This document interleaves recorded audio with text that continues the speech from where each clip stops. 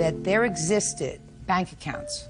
The bank accounts were for the boys, and the custodian of those accounts was your former wife.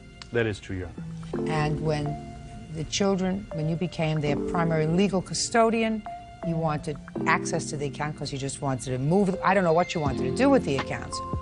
And you found out that the defendant had, in fact, closed the accounts.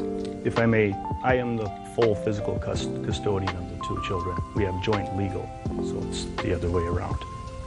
And yes, that is true. She did close the accounts and take the money from the children, and they did ask for those monies back. How much was in each of the accounts? I believe one was $365 and the other was $110. So far correct? No, Your Honor. How much was in the accounts? When I closed the account, one was $134 and the other was $11. Can I see a history of the accounts, please?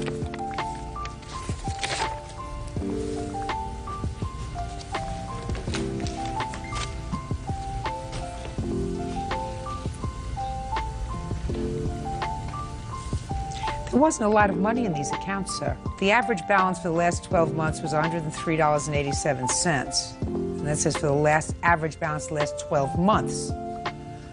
Did you know how much money was in these accounts?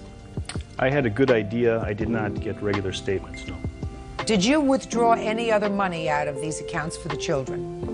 Other than the monies that you withdrew, $103.63 when you closed them. I withdrew some cash that I put in for my check to pay for an orthodontic bill for Joe. I had been putting money into their account for like transition because I was filing for divorce from Mr. Minks and I was trying to hide the money from him. So, and then... Babe, you can't do that! Because the account that you opened, the tax-responsible customer, according to the accounts that you opened, were the children. Correct. You gave the children Social Security number. Do you understand that? Yes, I do. You made a gift to the children, an irrevocable gift to the children of any money that you put in this account, and you put a stamp on that when you said, I don't pay any income tax on the interest.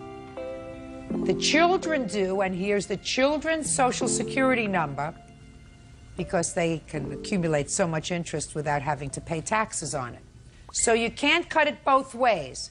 You can't hide money from the IRS, and you can't hide money from him. Simple. Now, you could transfer the money from those accounts from one bank to another.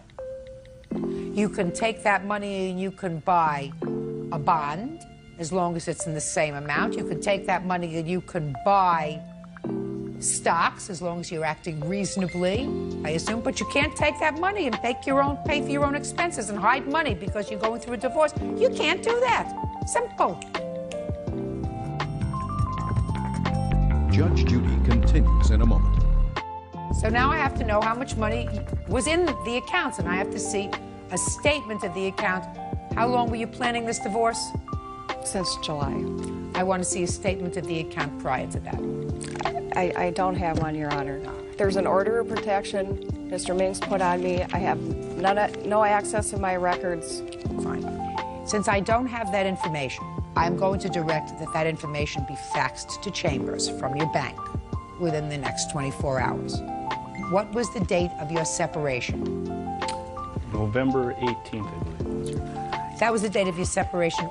When did the trouble start? Can you be more specific? Well, when do you think, Mr. Minks, that your former wife would have started to secrete money in the children's account?